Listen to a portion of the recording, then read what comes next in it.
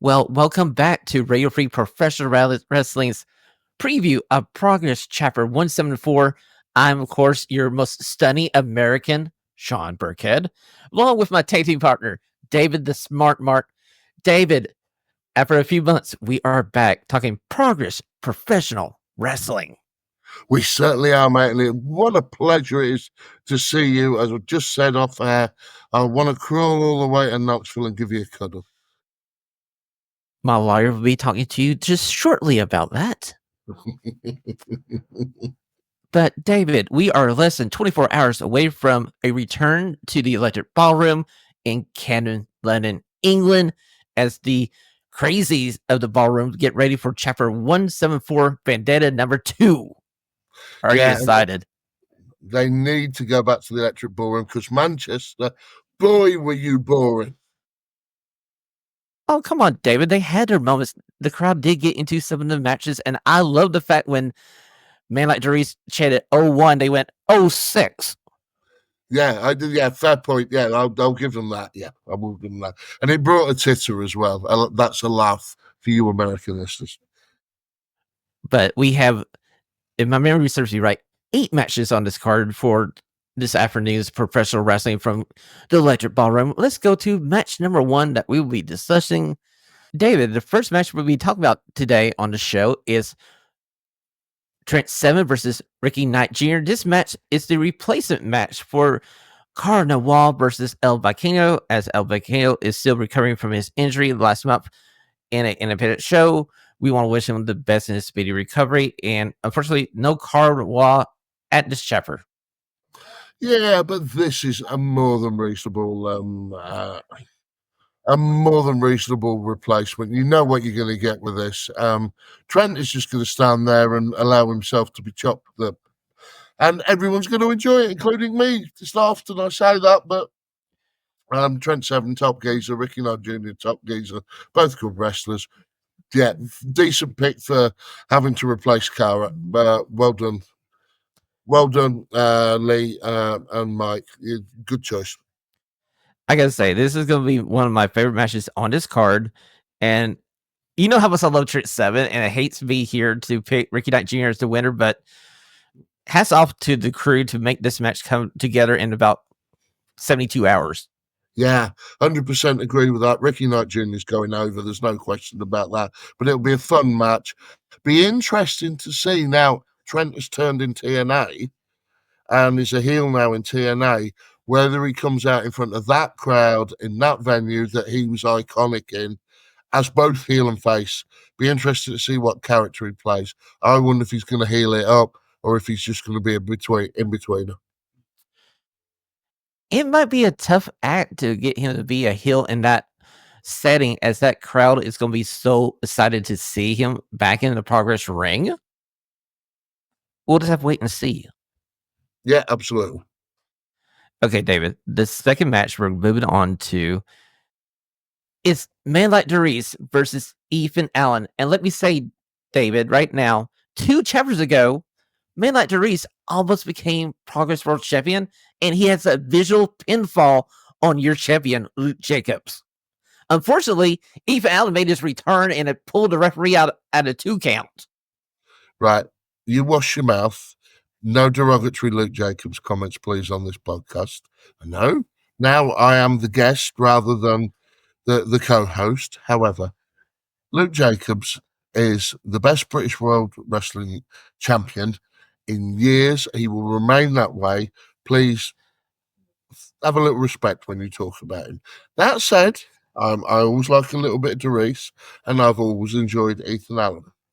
This will be about Doris goes over, gets some revenge, but I have a feeling that after he's won, he might be getting some shenanigans. Just a good feeling. Well, if you did see Chapter 173, the main event was the tag team match, as we saw the Young Guns reunite versus Portia's Behavior. And towards the end of it, we had to revisit to the spot where Ethan Allen pulled the referee out at a 2 count. We saw the youngest in charge do a flip over the ring. Ethan Allen pulled the ref in the way, knocked the ref out. Shenanigans evolved. We saw a low blow from your world champion Luke Jacobs on Maynard Dries again. No. Right. Luke Jacobs, in that moment that you're describing, realised that the cup athletic cup had been misplaced and he was just putting it back into position. That's all it was. Luke was trying to help his opponent. He's that sort of fella. Okay, explain this one to me then, David. We saw your world champion grab his world title, about to blast man like Dries into next week, but he couldn't pull the trigger. But hey, man like Dries got some payback. That nice little title shot. Then youngest man in charge, 450 off of the top. 1, 2, 3. Your world champion got pinned. Right, okay. Let me just quickly, before I easily qualify that point, who's still world champion? One half of Northwest fraud, Luke Jacobs. Whatever. Okay. Luke, because he's such a generous athlete, likes to spread the wins around. That was a non-title match. He gave Dries the pin. He let Dries have the pin. He rolled over, looked up at the lights. He almost became Jeff Jarrett for a moment there and fell over and let himself be pinned. Because he likes to share the success around. He's such a generous, good-natured fellow. Now, there'll be the build for another world title match for Dries because he's got the pin over Luke, and Luke will then allow him to share the spotlight with him and then put him in his box. It's perfectly simple. Anyone can realize. Anyone realizes Luke Jacobs is such a nice man that he's allowing this to go on in progress. Well, David, I'm happy to see Ethan Allen back from his injury, back in Progress Wrestling. Agreed. And this match is going to freaking rock. Yeah. And Man Like Dries is going to get an ounce of payback as he gains the victory. I do agree with that. However, Dries will want to watch his back at the end of it. That's just my prediction. Oh, that goes without saying. I literally would have somebody with me just in case the world champion shows up again. I don't know. Look, he's a world champion. He's got commitments. He's got to be seen to the. His public want to see him. We're moving on to the next match on this card, as we're going to go to your girl Alana Austin versus Emerson Jane. Back at 173, she received a golden ticket to have this match. Hotter than the sun, more athletic than the Dallas Cowboys quarterback. She's just wonderful. She's the complete package. Look at those sunglasses in that image that you've very skillfully put up on the screen. How could anyone not love Lana Austin? How could anyone not?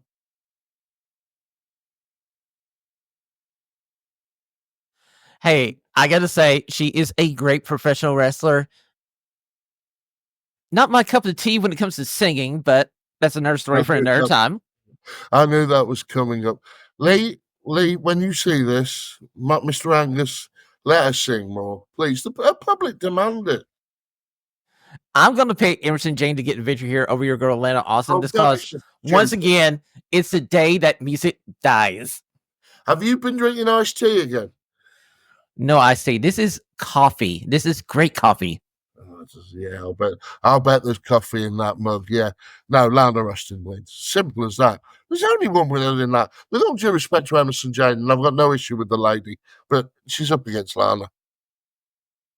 Well, we'll see who is right when we do the review of Chapter 174, and I'll let you tell me how right I was. Okay. Yeah, okay.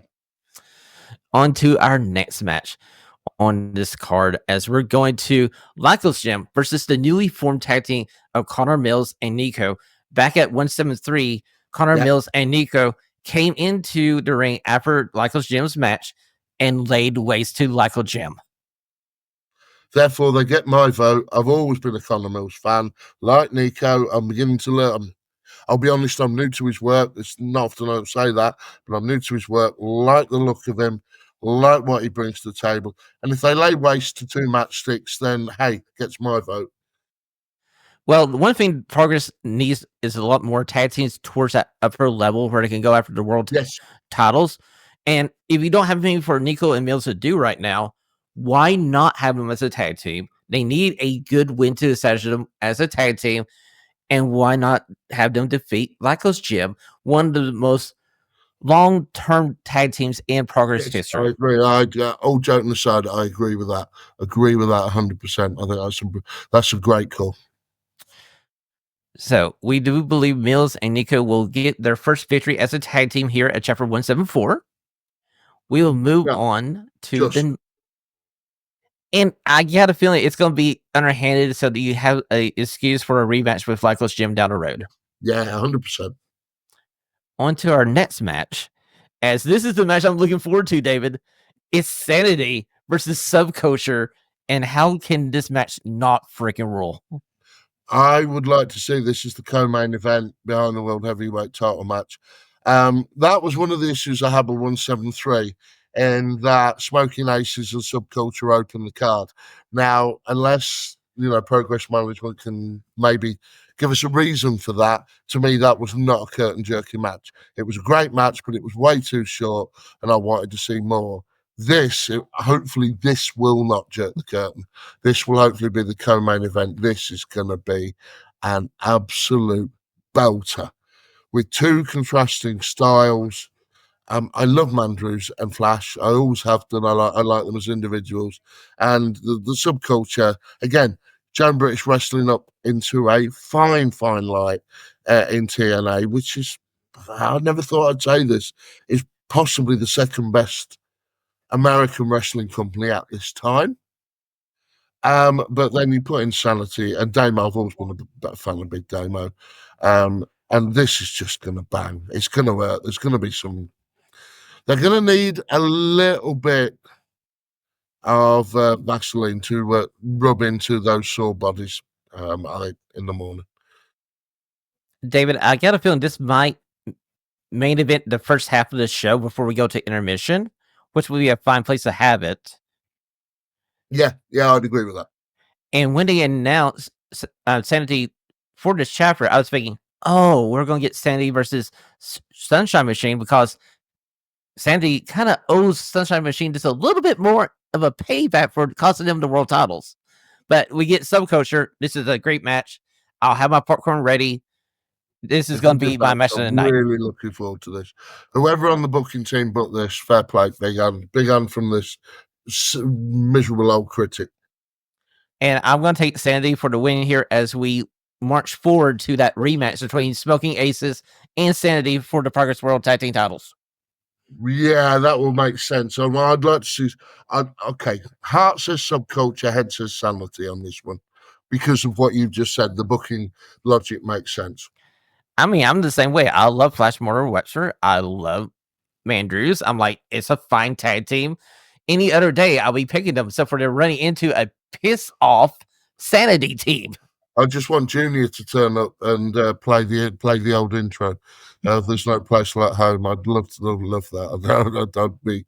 I'd be a happy mark, shall we say? Yes, you would. You would be a very happy mark. On to our next match, as we're going to see Nia Samuels versus Kanzi. Nia Samuels is coming off of an injury back into the Progress ring. Yeah. Happy to see her back and doing what she loves. Yeah. I'm going with the Nia Samuels show for this match, just for simply the fact that she's coming off an injury, David. Yeah, I'd agree with that. I like both of these ladies. Kanji's a very, very talented girl. But I think the circumstances of how this has come about means that if you like, wrestling logic dictates that Nina goes over here. But hopefully, the way Progress book anyway, Kanji will look strong. Very, very talented. You look at some of the dross in other companies of female wrestlers at the moment, then you look at what Progress have got, particularly having obviously Rio as well, all coupled with all these ladies.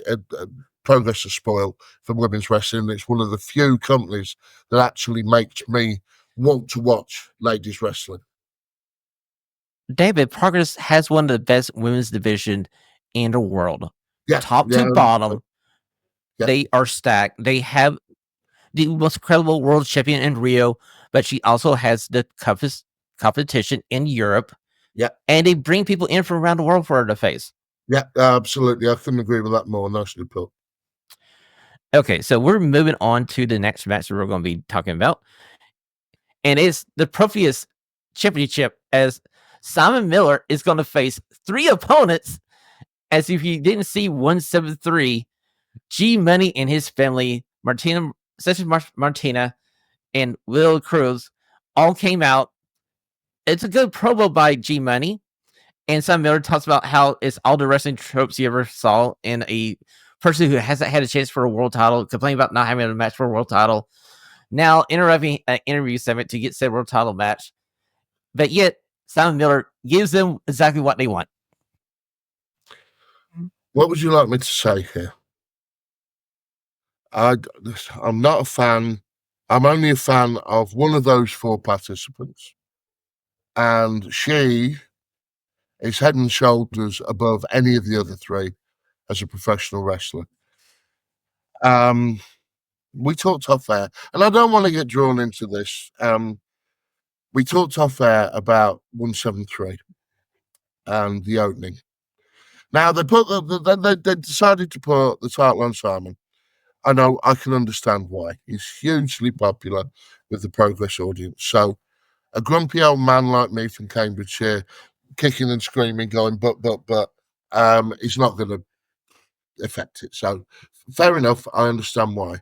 But if ever my criticisms were founded, watch the opening 10 minutes of Vendetta as a balanced, long-term wrestling fan. That promo was, in my opinion, and my opinion only, awful. I have no issue with what he announced with regards the way the title is going to be fought for. It was predictable, but it's just not very good. He looks the part, but he isn't the part. He can't promo, and he's an awful ring announcer. And I'm sorry for saying that, because I know a lot of Progress fans are going to hate me for that, including some of the management who I admire and respect. But it's not for me. Simon will obviously win this because they've invested in him quite clearly from 173. He's going to have the belt for a while. And I understand that he's popular within the company.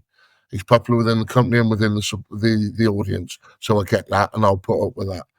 But that's my argument as to why I'm not necessarily just being a grumpy old man. Not for me, and never will be. See, I agree with most of what you're saying here. I do believe Simon Miller leaves 174 as your Proteus champion, as this family kind of cost themselves this title. I feel like the 3 of them will find a way to cost each other a pin, and Simon Miller will end up pinning G Money, and will be back with Simon Miller at 175 as your Proteus world champion. Yeah, without a doubt. He'll keep the belt for a while, in my opinion. Okay, so something that was mentioned at 173, right as they were coming back for intermission, is a new charity venture by our friend Charlie. He's done this before. He talked about running up the steps in Philadelphia, raising money.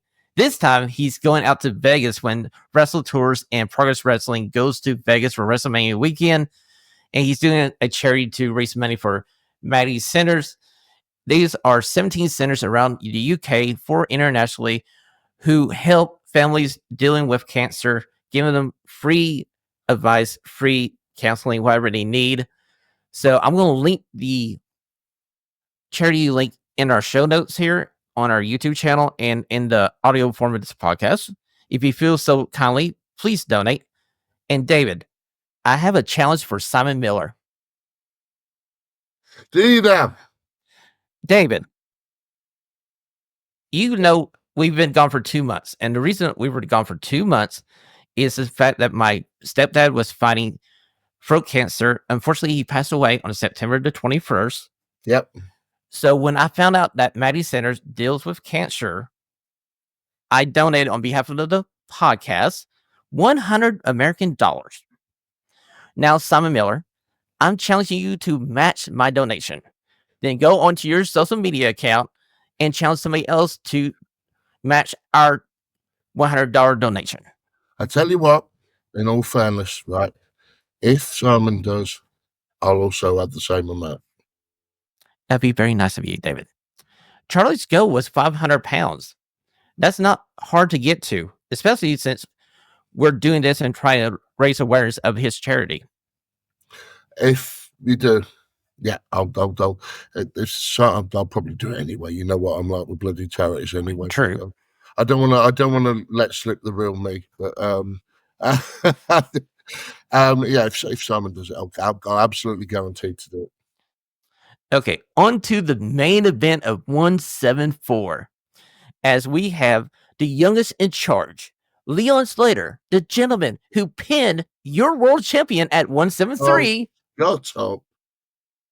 versus the quote unquote reigning real world UK champion, progress champion, Luke Jacobs, Northwest Strong, I guess. Right. Let's get this straight. Luke Jacobs, now, fear or favour, is the best British men's world heavyweight champion for decades. That's a strong statement, but it is accurate. Now, you know, as much as I am a huge advocate of Luke Jacobs, always have been, but from the moment he won that title in the fairest way possible and issued that bit of truth telling for British wrestling in that Camden ring, he's gone from strength to strength.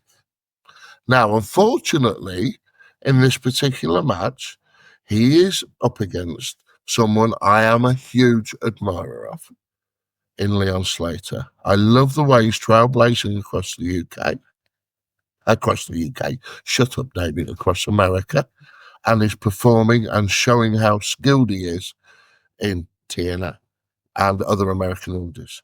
And he is, without doubt, a future world champion. But not now, not this weekend, not this year, and probably not next year. Not for that particular bout. Luke Jacobs is in charge of progress. He will remain in charge of progress. And he is, pound for pound, the best world champion today in Europe. Oh, you say that. Best world champion in Europe. Yes. Okay.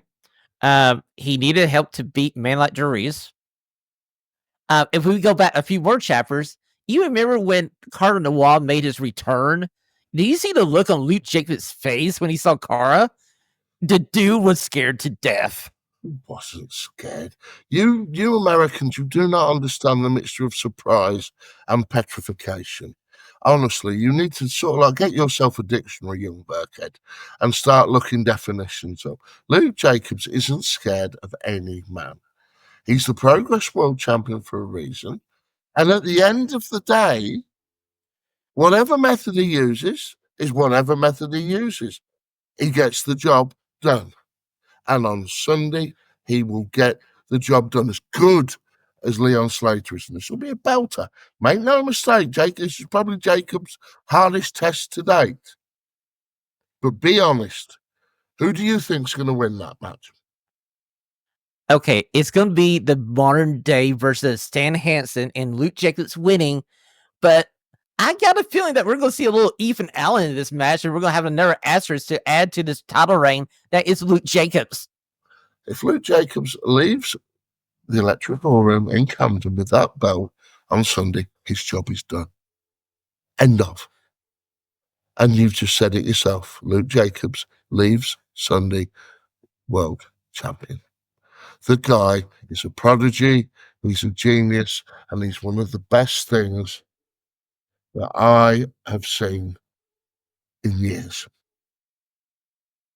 I agree with you, David. I want to like this Luke Jacobs title run.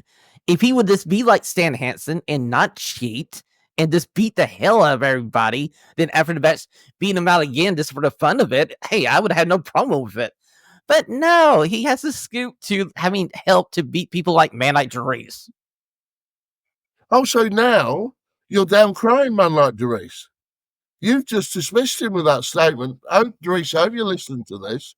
Shawn has just gone into your garden, dropped his pants, and defecated in your garden, despite praising you earlier.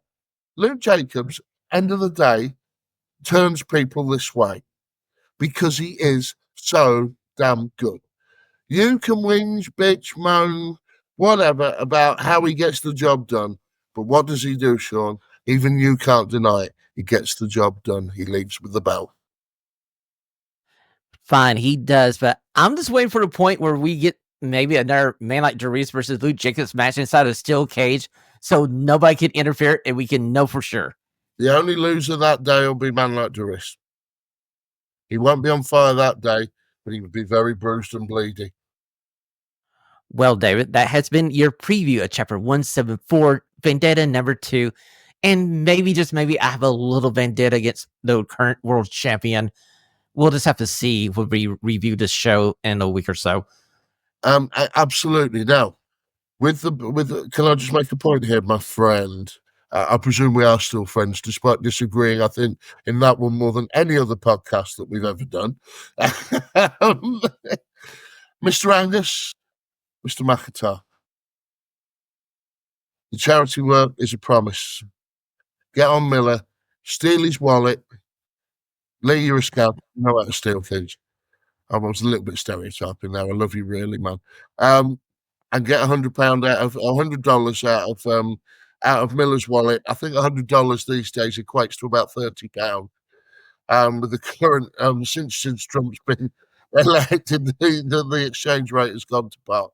And I will equal it. It's as simple as that. If once I know Simon's done it, and I'll even bring it to him as well. Well, ladies and gentlemen, I hope you have enjoyed this Progress Chapter 174 preview here on Radio Free Professional Wrestling. It's going to be a belter.